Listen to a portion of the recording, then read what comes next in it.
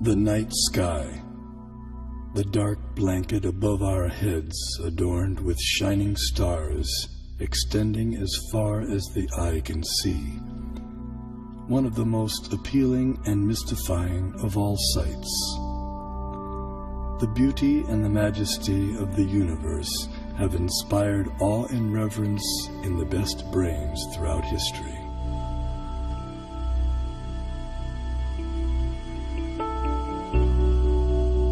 There is a perfect brain behind all the natural physical laws.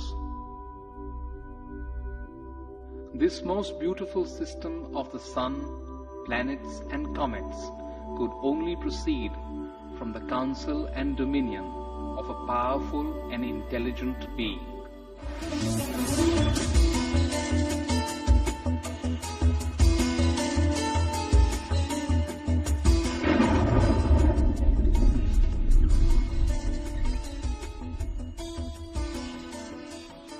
Please describe the symptoms of this manifest world.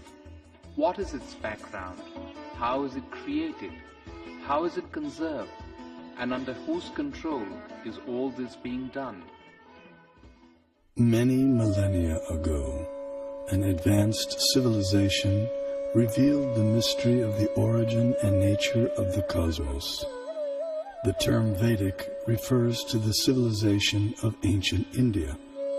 Angkor Wat, the world's largest temple complex, with walls nearly 1/2 mile on each side, was built between 1112 and 1150 AD in Cambodia. Astronomy and Vedic cosmology are inseparably entwined at Angkor Wat. The central towers represent Mount Meru, the cosmic axial mountain. The 5 internested rectangular outer walls and moats indicate chains of mountains enclosing the world and the cosmic oceans beyond. Science Journal noted that Angkor Wat had encoded precise calendrical, historical, and cosmological themes into the architectural plan for the temple. As many as 18 astronomical alignments have been identified within its walls. Rarely in history has any culture given rise to a structure that so elaborately and expansively incorporates its concept of the cosmos. Similar integration of cosmology and architecture is seen in the massive Indonesian temple at Borobudur. The temple was laid out using the ancient method of Vastu Purusha Mandala. This square diagram harmonizes architecture with the annual movements of the celestial realm. The temple was constructed sometime around 775 AD.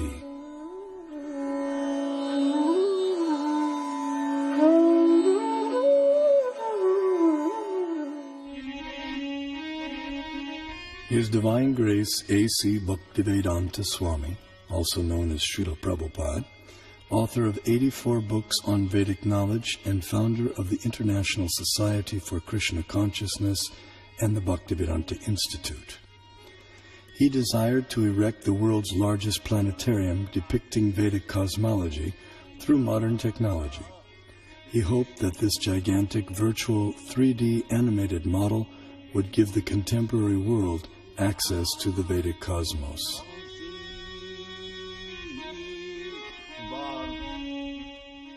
Temple of Vedic Planetarium. We shall show the Vedic conception of planetary system within this material world and above the material world. Vishvanandana Swami, a prominent scholar of Vedic cosmology in the line of Shripad Madhvacharya, feels that the planetarium will expand the horizons of modern cosmological knowledge. We have a lot of information about this universe in our Vedic and Puranic scriptures. So certainly a person who is interested in exploration, he would get some material for exploration. The planetarium had many different exhibits, so he wanted some exhibits that would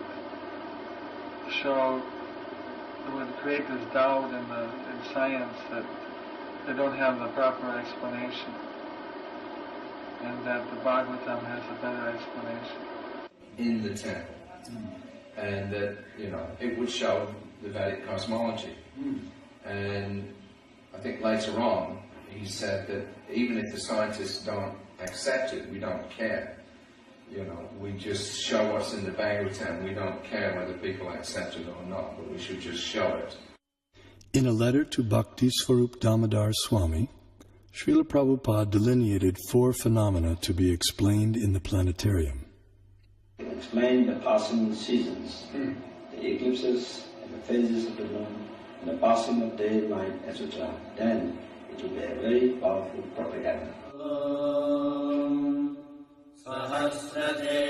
The literature of that period contains a wealth of cosmological knowledge encoded in Sanskrit, arguably the world's oldest language. This knowledge has the potential to enrich our understanding of the cosmos we live in.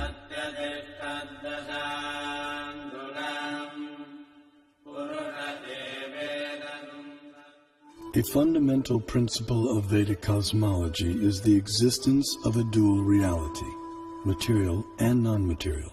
Here we see the non-material sky filled with innumerable planets of permanent stature. Among these, the topmost planet, Goloka, is shaped like a lotus flower, and it is here that the super-intelligent designer of the cosmos, Sri Krishna, resides with his associates.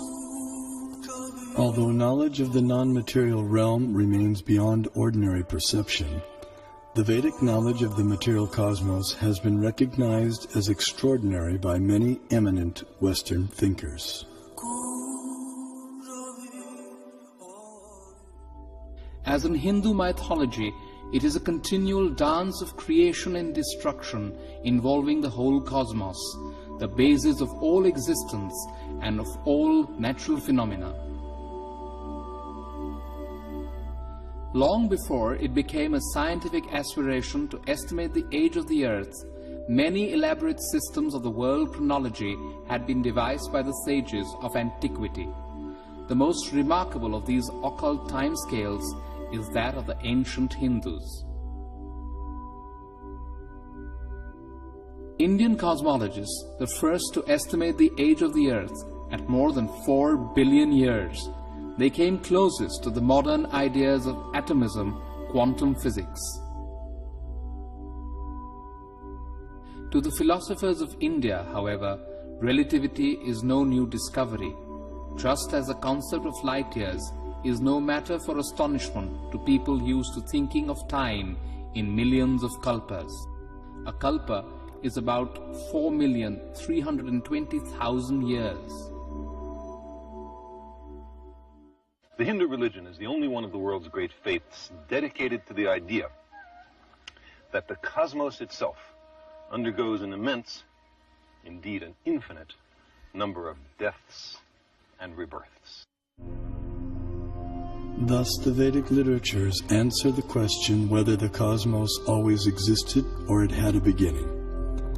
The temporal arena of repeated universal creations and destructions exists in a corner of the non-material sky.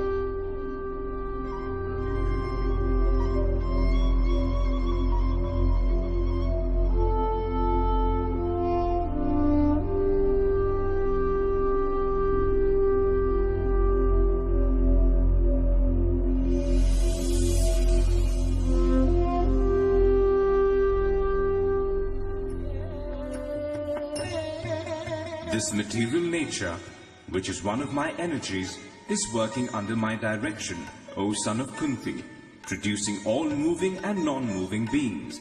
Under its rule, this manifestation is created and annihilated again and again. The only religion in which the timescales correspond, no doubt by accident, to those of modern scientific cosmology. Its cycles run from our ordinary day and night to a day and night of Brahma. 8.64 billion years long, longer than the age of the Earth or the Sun, and about half the time since the Big Bang. And there are much longer time scales still. The material universe works on the principle of relative time. As such, a day of Brahma equals 8.64 billion years by earthly calculation. Since Brahma has passed half of his lifetime thus far, the age of our universe turns out to be approximately 155 trillion years. After another Brahma century, he stirs, recomposes himself, and begins again to dream the great cosmic lotus dream. Here we behold a form of the superintelligent being Vishnu, reclining in mystic slumber amid the causal ocean. When he exhales, millions of universes issue from his body and expand, until he inhales when all the universes return within him. The universe is a sphere encased by successive coverings of the elements: earth, water, fire, air, ether, intelligence, and ego. As a coconut has its hard outer shell and inner liquid, so the universe has its outer coverings and an inner space half filled with ocean water. On that ocean, another Vishnu expansion reclined on a serpent bed while being massaged by his consort Lakshmi.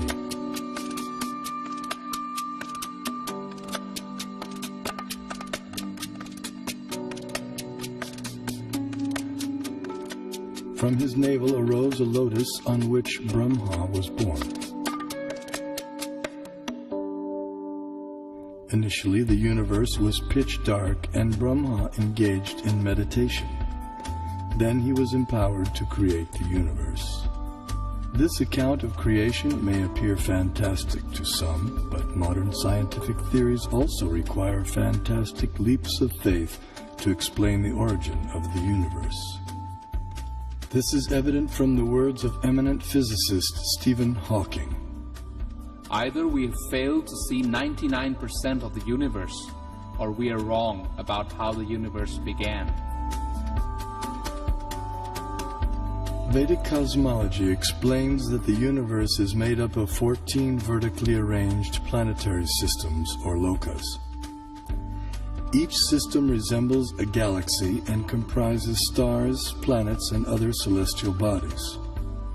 The topmost planetary system is Satyaloka, the abode of Brahma, which is at a height of 1.87 billion miles above Earth. Below this Satyaloka planetary system is the Tapaloka planetary system, the abode of the ascetics, which is at a height of nearly 1 billion miles above the Earth.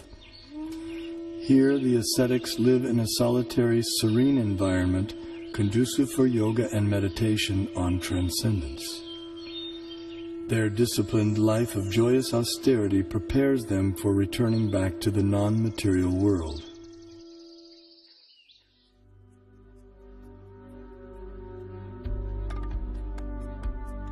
As we move down from Tapaloka, we pass through Maharloka and Janaloka until we reach the Svargaloka planetary system, also known as Heaven. The alignment of heavenly bodies around the pole star was elucidated by Srila Prabhupada in a letter. You can see that at night, the whole planetary system is turning around. And the pole star being the pivot. Its planet at its orbit fixed, but the sun is moving up and down, north and south. It is not that we shall accept the theory that the sun is fixed and others are all going around the sun. That is not correct. In talks with leading disciples, Srila Prabhupada compared the revolution of planets and stars to a spectacular rotating chandelier. It's like this chandelier, and so the whole thing is moving.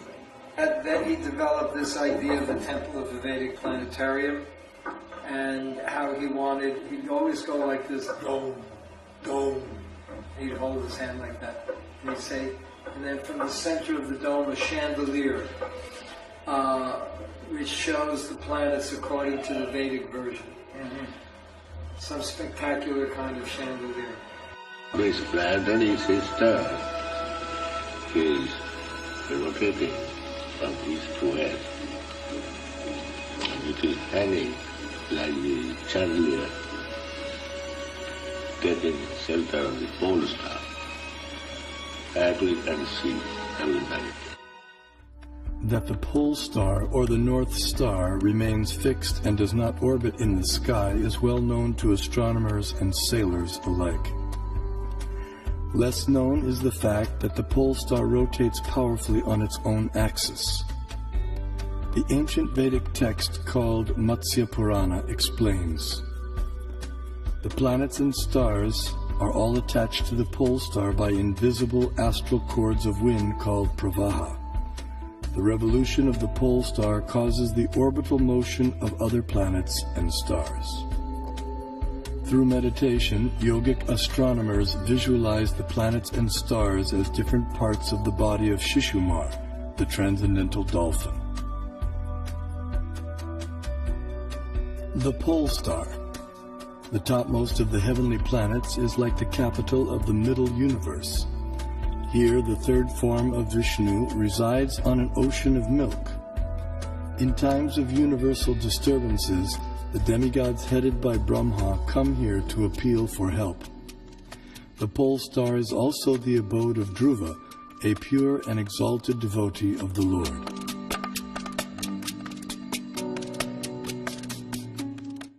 Now let's look at the workings of our solar system. The mainstream scientific notion has been to portray the solar system as heliocentric or sun-centered. In the Vedic geocentric model, the sun, planets, and constellations revolve around the Earth in an approximately 24-hour period. What may surprise many is that a geocentric or Earth-centered model is also capable of explaining the cosmic phenomenon with equal, if not better, accuracy, as is confirmed by many eminent scientists. Either CS could be used with equal justification. The two sentences, "the sun is at rest and the earth moves," or "the sun moves and the earth is at rest," would simply mean two different conventions concerning two different CS. We know that the difference between a heliocentric theory and a geocentric theory is one of relative motion only, and that such a difference has no physical significance. Obviously, it matters little if we think of the Earth as turning about on its axis, or if we view it at rest while the fixed stars revolve around it. Geometrically, these are exactly the same case of a relative rotation of the Earth and the fixed stars with respect to one another. Although the heliocentric model has been widely propagated, it has never been proven. There is no planetary observation by which we on Earth can prove that the Earth is moving in an orbit around the Sun.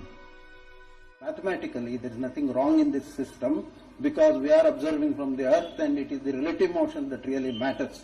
So if you assume that the Sun goes around the Earth, there is nothing wrong because it's a question of relative motion. The Vedas give amazing information about the Sun. Do you know what energy runs the Sun? Is it nuclear fusion? Is it volcanic energy? The Vedas say it is water. Yes, water. The Sun evaporates water from all over the creation and uses it as fuel, just as lightning uses moisture. Modern science knows that sunlight contains many types of rays, such as ultraviolet, infrared, gamma rays, X-rays, etc. The Vedas describe that sunlight contains 100,000 different types of rays, each possessing specific subtle properties. Just as in a house, electricity regulates coolness, heat, light, sound, etc., so the sun's rays control heat and cold, day and night, summer and winter, darkness and light throughout the universe. The Vedic geocentric model explains how the Sun moves around the pole star situated vertically above Earth's North Pole. As the Sun goes around the Earth globe, we experience day and night. The stationary Earth, unlike the pole star, does not revolve on its own axis, though it is slightly tilted toward the pole star. During summer in the northern hemisphere, the North Pole experiences 6 months of daylight. Conversely, during summer in the southern hemisphere, the South Pole experiences 6 months of daylight. These 6-month periods correspond to a day and night for the demigods living in the heavenly planetary system. Vedic cosmology accounts for this phenomena by the vertical motion of the sun, technically called Uttarayana and Dakshinayana. The sun moves upward on an incline for half a year and then downward for the next half. This motion produces 2 effects on Earth, namely the changing of the seasons and the varying durations of day and night. Ordinary vision sees the sun to be a mere globe of fire. However, celestial vision reveals a personality residing over the sun. His name is Vivasvan, and he rides on a golden chariot pulled by 7 divine horses at a speed of 16,000 miles per second.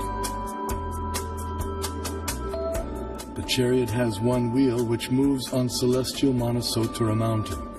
The horizontal shaft is linked to the axial hub of the universe, Mount Meru, and the diagonal shaft is linked to the pole star.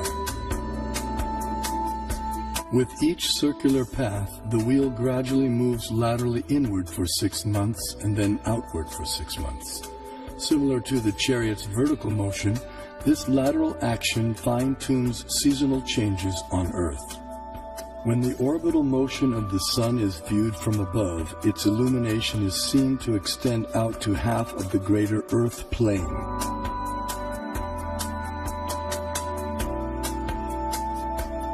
During its orbit, the sun passes over the 4 cities situated in the 4 cardinal directions.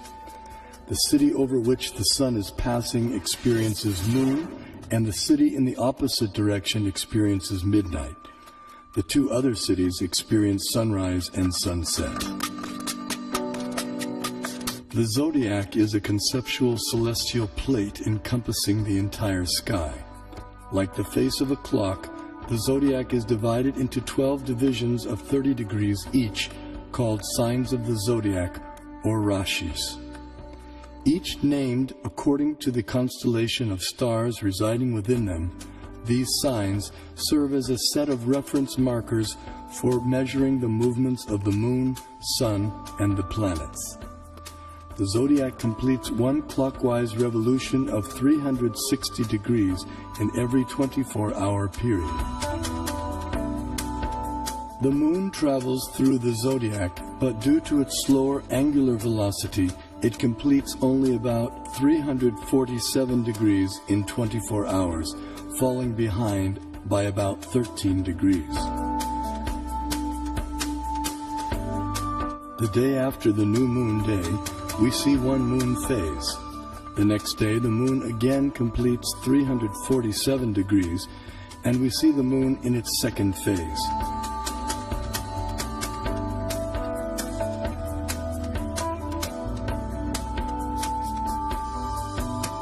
In this way, the moon appears to travel in the opposite direction through the zodiac. This is also called retrograde motion. Thus, the phases of the moon increase each day for 15 days until the full moon. Then the moon's phases decrease gradually by 1 phase each day until the dark moon night. The Srimad Bhagavatam describes the vertical positions of the planetary orbits. First above the Earth plane is the Sun at a height of 0.8 million miles. Next higher comes the Moon at 1.6 million miles, followed by the Nakshatras, 28 stars, at twice the height, then Venus, Mercury, Mars, Jupiter, Saturn, Saptarishi constellation, and then finally the pole star at a height of 30.4 million miles. Although the Sun is 0.8 million miles above the Earth plane, its horizontal distance from the Earth is much greater. Although varying with the seasons, the mean Earth-Sun distance works out to be approximately 100 million miles. 80,000 miles below the Sun is a dark or invisible planet named Rahu. When this planet comes between Earth and the Sun on the new moon day, or Amavasya, while the moon is in the same conjunction or straight line, a solar eclipse takes place. The eclipse is full for those on Earth who are situated in line with the conjunction, while others may see it partially. Similarly, when Rahu comes between the Earth and the Moon on the full moon day, or Purnima, while the Sun is in the same conjunction, a lunar eclipse takes place. This is seen by anyone on Earth who can see the Moon. The eclipse is either full or partial depending on the movement of Rahu. At least 5,000 years ago, the Vedas were able to predict eclipses precisely. This science is still used today with the same extraordinary accuracy. Science is defined as systematized knowledge of things around us. So if we prove that Vedic cosmology is systematized knowledge, that would prove, in other words, scientific nature of Vedic cosmology. Modern cosmic science is only a few centuries old, whereas our Vedic cosmology is several thousands of years old. So the modern science certainly cannot be a base for ancient Vedic cosmology. Vedic cosmology presented from the Vaishnava point of view and as based on the Vedas, we will find appreciation by real scientists because it has its own scientific basis. Science has always changed. Over the centuries, one theory after the other has come and replaced the former theory. And what is prevalent, everyone has accepted. But Vedanta doesn't change. Do you say that these modern scientists have found out everything in this universe? They have not explored all the possibilities in the field of cosmology. Only they have explored to some extent. They have seen through this Nalika Yantra or the telescopes and microscopes, etc., which are having their own limitations. And people getting the information through limited devices, can they say they know everything? I don't agree with this particular point at all. Kepler put Sun at a distance of 30 million miles from Earth, but the modern scientists placed the same Earth at a distance of 93 million miles. In 1930, Pluto came into existence. 2006, it vanished. To realize the vision of the Vedic planetarium, Srila Prabhupada wanted a diagram depicting the structure of the universe. To this end, he engaged devotees and artists in drawing maps according to Srimad Bhagavatam. Those three, and I was doing maps. We had some big pieces of paper, and after this, I was there for discussions, and we'd take some notes, and then try to make these maps. They were present sometimes while I was making the maps. Other times, I would make the maps on my own. And I only think there were about 3 or 4 maps of Bhumandala.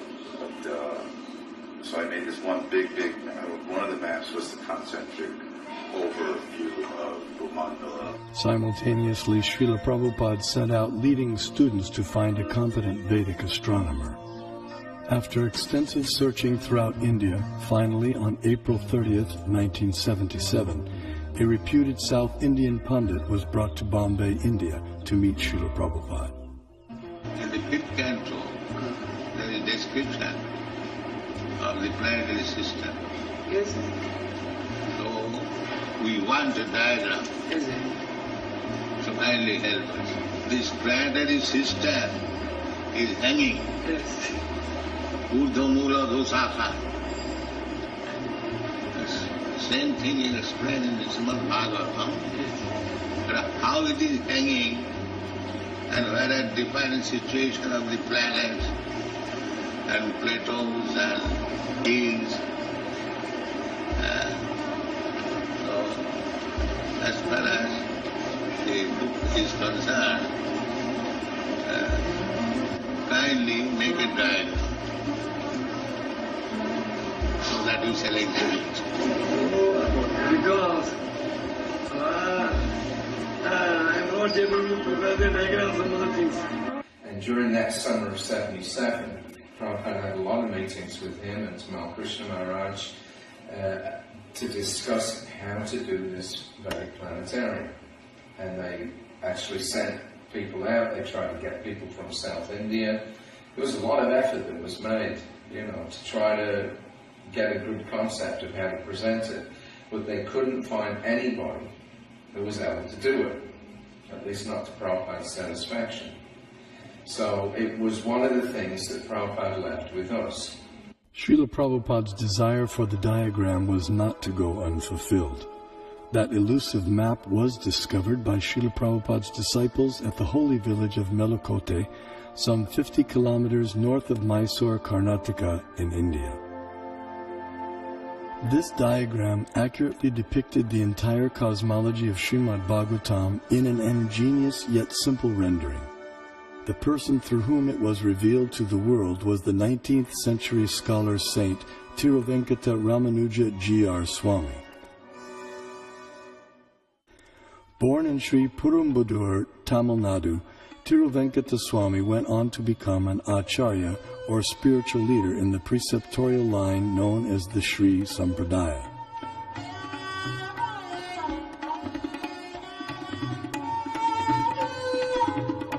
He spent several years of his life in Melakote, which 900 years earlier had been the residence place of Sripad Ramanuja Acharya, the most prominent Acharya of the Sri Sampradaya. At Melakote, in the 1,000-year-old temple, Tiruvenkata Swami studied and taught the Vedas and also worshipped the deity of Tirucheluva Narayan.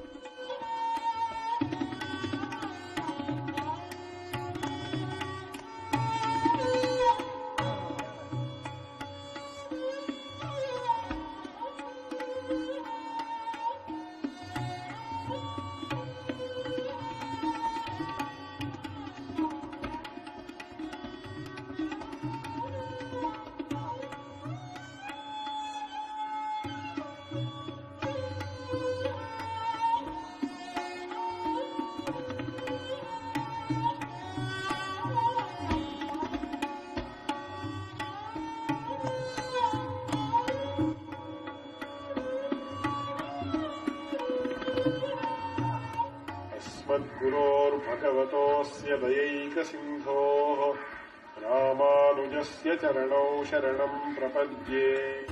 One day, while studying the Mahabharata, a 5,000-year-old epic of ancient India, he came across some intriguing verses.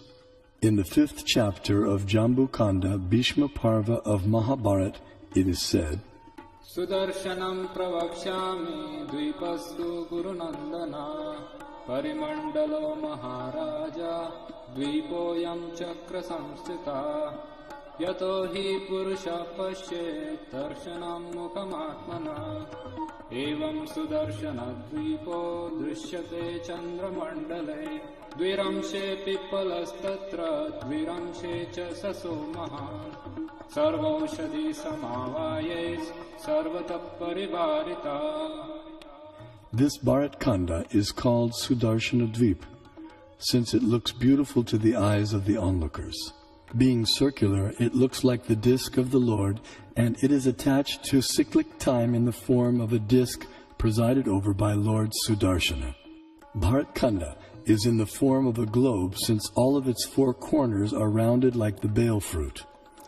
When viewed from the moon, half of Bharat Khanda appears like the rabbit and a small peepal leaf, while the other half appears in the form of a big peepal leaf, with all of them surrounded by varieties of vegetation. Pondering the verses, he became perplexed. What on earth can a rabbit and peepal leaves have to do with geography or cosmography? As he sought to understand their meaning, he contemplated, meditated, and prayed.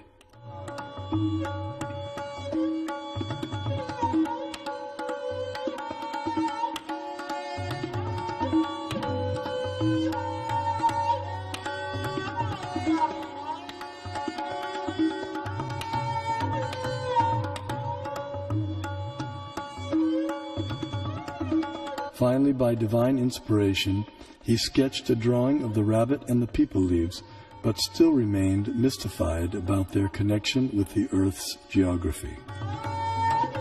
Suddenly it dawned on him that if the drawing was turned upside down, the rabbit perfectly corresponded with Europe, Asia, and Africa, while the people leaves corresponded with North America, South America, and Australia. These continents comprise our Earth, which the Mahabharata calls Bharat Khanda. Vishnu Purana also describes the Earth as Bharat Khanda and gives its diameter as 8,000 miles. The Earth is also referred to by the name Bharat Khanda in the invocation Sankalpa mantra chanted by Brahmana priests since time immemorial up until the present day. Jambudvipe Bharatavarshe Bharatakande Meroho Dakshine Pash. Vedic cosmology gives descriptions of the entire cosmos, including its subtle features. Perception and access to these subtle features, however, requires karmic qualification. Consequently, much of the cosmos described earlier, as well as parts of the cosmography about to be described, are imperceptible and inaccessible to us earthly inhabitants. Bharat Khanda is one of the 9 islands of the larger and originally bow-shaped Bharat Varsha, which was divided by the sons of Sagara. Being completely surrounded by water, the islands are mutually unreachable. In the Vedas, Bharat Khanda, our Earth, is also referred to by other names such as Sudarshan Dvip, Kumarika Dvip, and Navadvip, etc.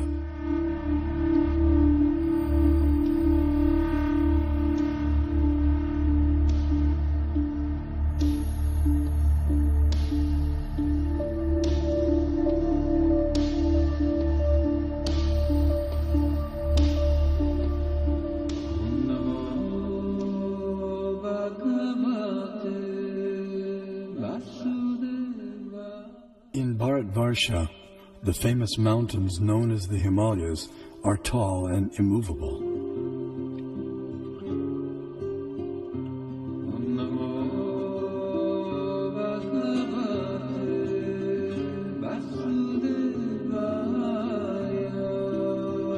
Here we find an abode of Lord Shiva, the greatest of the demigods.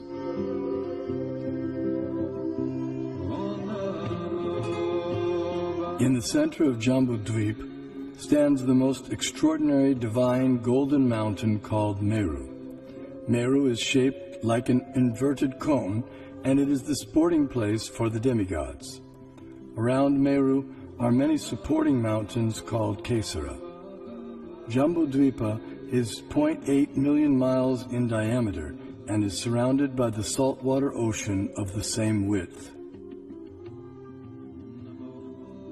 On top of Mount Meru is a resort of Brahma called Manavati. The famous celestial river Ganges descends to the center of Manavati and then flows out into 4 directions. Surrounding Manavati in the 8 directions are the resort cities of the chief demigods. One of these cities is Amaravati, the resort of Indra, king of heaven. King Indra lives here in majestic opulence, attended to by musicians, dancers, and reciters. This is what you call as Brahmasarana, the place of the palace. Knowledge of Meru and the cosmography of the greater Earth has been preserved and taught carefully by learned scholars in the preceptorial line known as the Madhva Sampradaya.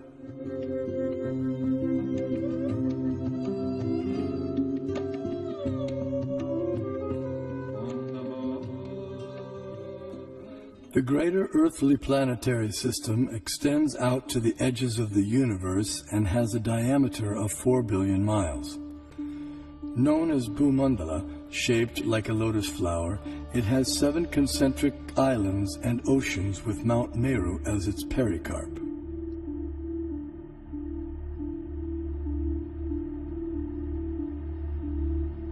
The 7 oceans respectively contain salt water, sugarcane juice, liquor, clarified butter, milk, emulsified yogurt, and sweet drinking water. Sometimes Vedic cosmology is misconstrued as portraying the Earth to be a flat disk. This flat Earth misconception arises partly due to our inability to understand Vedic nomenclature. A single object may be referred to by several names, and a single name may refer to several objects. For example, the term Earth may be used to describe at least 6 different aspects of cosmology. The Earth we live on is indeed a globe, as explained by the Sanskrit word parimandale, meaning spherical, used in the Mahabharata text. The flat disk refers to the greater earthly planetary system of Bhumandala. 4 elephants of inestimable size are placed at the 4 directions for balancing the greater Earth. Below the earthly planetary system are 7 subterranean realms named Atala, Vitala, Sutala, Talatala, Mahatala, Rasatala, and Patala, which do not receive sunlight and which are inhabited primarily by demoniac living entities. To reach the first one must go 80,000 miles downward through underground tunnels. At successive depths of 80,000 miles are the remaining 6 netherworlds, all of which are fully developed underground civilizations. In the 4th level downward, Talatala Loka, lives the magical architect Maya Danava, who has designed many brilliantly decorated cities where proud materialists reside. Below the netherworlds are the 28 hellish planetary systems. The demigod of justice, Yamaraj, judges the unrighteous human beings after their deaths and sends them to one of these planets. There, errant souls are administered appropriate punitive measures corresponding to their misdeeds.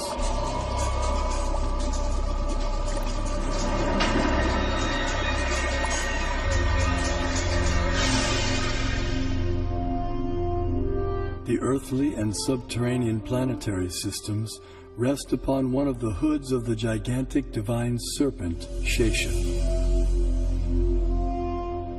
Shesha in turn is held up by the colossal transcendental tortoise, Kurma. And Kurma resides in the ocean that fills half the universe.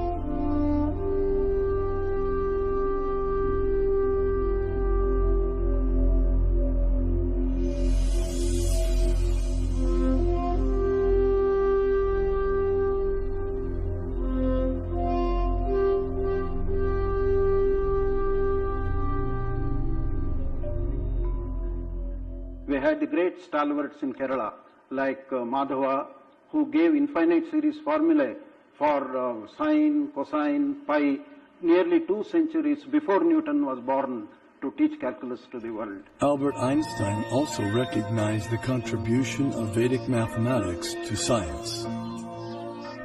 We owe a lot to the Indians who taught us how to count, without which no worthwhile discovery could have been made. Vedic cosmological knowledge is revealed in 2 primary texts, namely the Puranas and the Jyotisha. Among the Jyotisha texts, the Surya Siddhanta is prominent and gives precise mathematical formulae for calculating planetary motions. The Surya Siddhanta contains extraordinary astronomical calculations which predate modern science itself. However, many contemporary scholars have been unable to understand Puranic cosmology. Nevertheless, detailed studies of both texts show that their foundational astronomical principles are identical. For instance, both calculate atomic time as the time it takes for the sun to pass over an atom. Similarly, both texts calculate the frequency of planetary revolutions in terms of their retrograde motion with respect to the zodiac. Furthermore, the apparent contradictions between the 2 texts are resolved by using the formula for converting the actual distances recorded in the Puranas into angular velocity stated in the Jyotisha.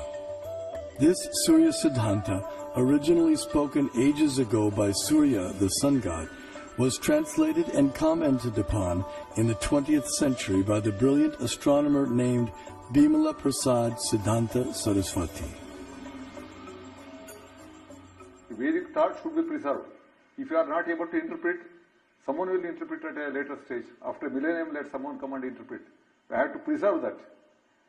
The Vedic thought, Vedic knowledge has to flow from generation to generation. I feel that there should be a planetarium strictly according to Vedic cosmology, and once the planetarium is constructed, probably at least we'll give a chance to those people to comment upon it and to discard it or to accept it, etc. Vedic planetarium apparently appears to be different from the ideas of the modern scientists. But what is more important is whether Vedic planetarium idea by itself is scientific. If it is scientific, the modern scientists will have to revise their ideas about their own planetarium. That is, planetary is required on all these things. Give you a vast knowledge of the universe and so on for so many people. So you are the one, not only the person to enjoy, you will allow all others to know about it. So that is really a commendable work and has to be done. If you construct a planetarium, according to our Bhagavatam, so a Westerner who is wise and who is after discovery, certainly he will be interested in this. There is a famous proverb, one figure is worth 1,000 words. I think I can extend this proverb. One model is worth 1,000 figures. Even if you put a number of figures, you will not get the correct picture. So if you concept a three-dimensional model, certainly we can perceive things better. Albert Brush Ford, the great-grandson of automobile magnate Henry Ford, speaks about how he became involved with the Vedic planetarium. I was in Detroit in 1976. We had purchased the Bhaktivedanta Cultural Center and had spent a year getting it fixed up, and Prabhupada came for a visit. And so it was his first visit there, and he was entertaining some guests up in his room at the Cultural Center. And he was explaining to them about the Vedic planetarium. And so after he talked to them for a while, he turned to me and he said, so how do you like this idea about Vedic planetarium? And I said, that's a very nice idea, Srila Prabhupada, because it sounded like a very interesting idea. And so he said, kind of half-jokingly, okay, you can help finance. You know, and then we all laughed, myself and some of the other devotees had to laugh. But just at that moment, someone took a picture. So at home, I have that picture sitting on my desk. So at that moment, Prabhupada planted the seed that I should be involved in helping to finance the Temple of Vedic Planetarium. So 30 years later, here I am.